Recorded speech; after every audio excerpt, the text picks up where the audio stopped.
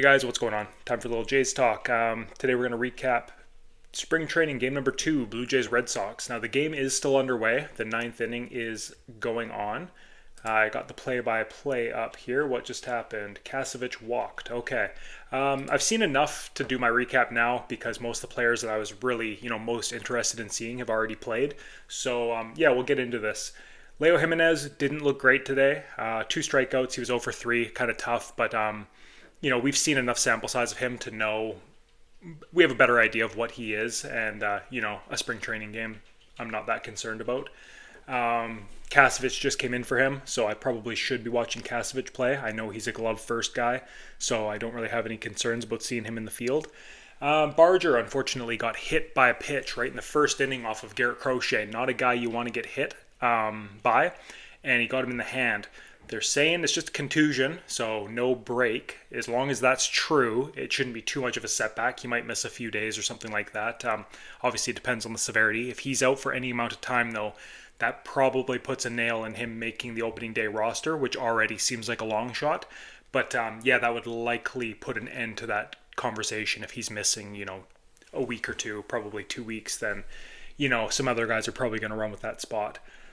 McAdoo looks all right. Again, he's a guy that I don't expect to see in the majors early on, at least. Maybe at the end of the season, a September call-up or something like that. But, he's not really on my radar for making the team.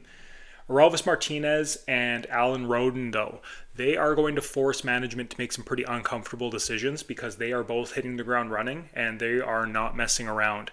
If you asked me, today, are they 2 of the best 9? I would have to say yes.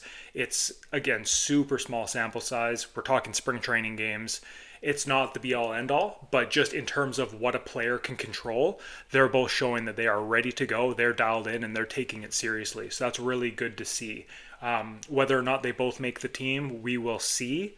But either way, they're both very, very close to being Major League ready. So yeah, again, just awesome to see. Miles Straw, he got a base hit.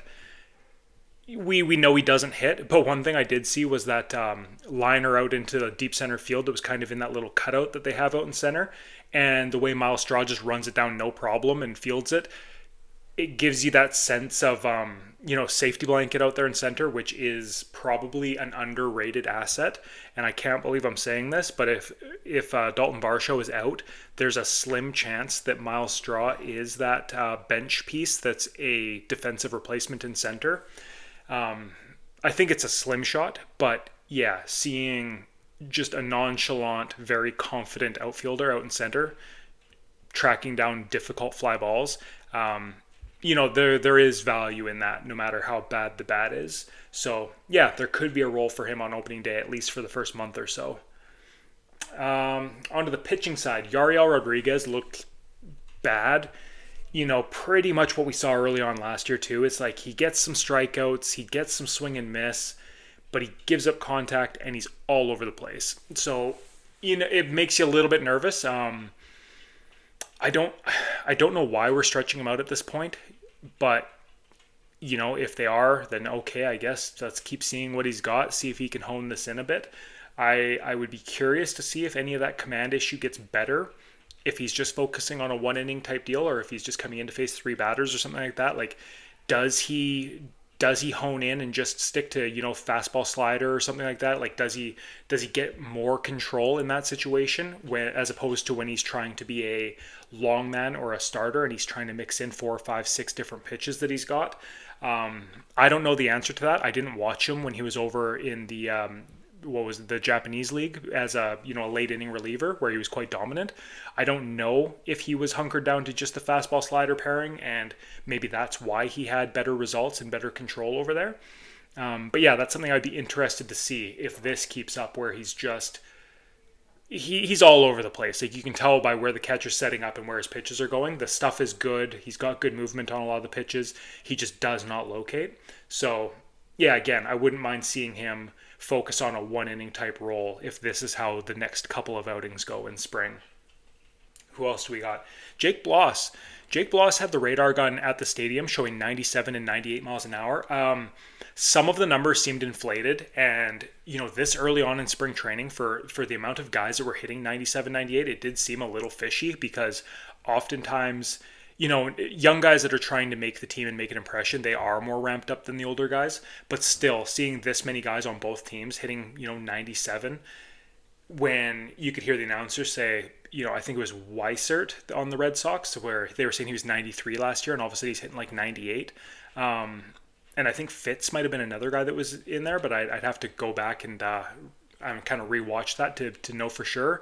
But yeah, in the moment, I did hear the announcer saying some of the Red Sox pitchers were up several miles per hour. So it makes me wonder if something's a little bit off with that radar gun and they were being generous with a couple miles an hour. But either way, Bloss looked good until he let up some contact. So if he is really hitting 97, 98, I think that does give him a little bump up in his ceiling as opposed to the 93 mile an hour pitcher we saw last year.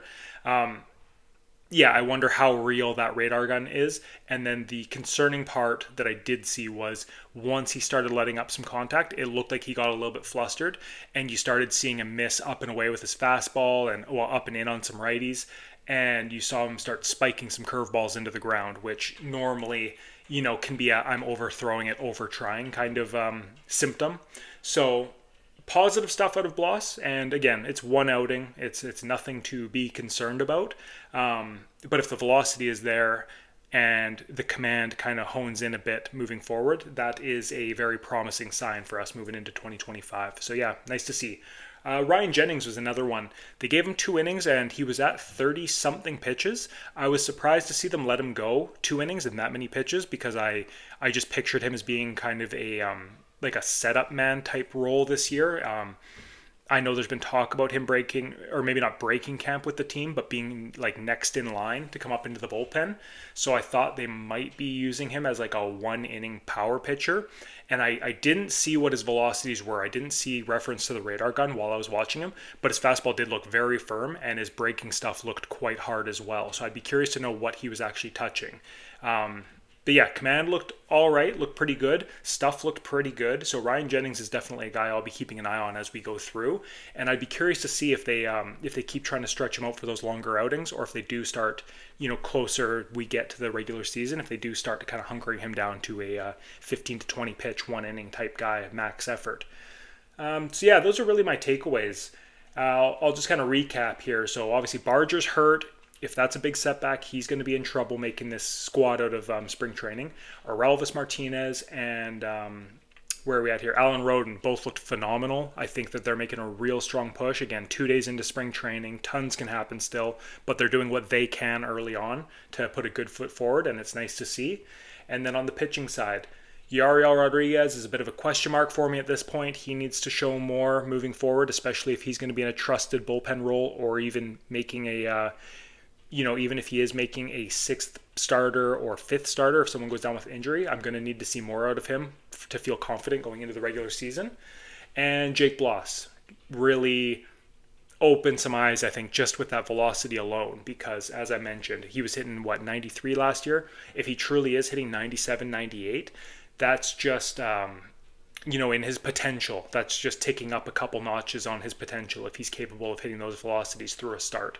So yeah, we won't overreact to anything too bad. It's only a second spring training game, still super early on, but just thought I'd let you guys know what I saw and how I'm feeling. Let me know what you guys are thinking in the comments below, all right? We'll talk to you guys later. Bye-bye.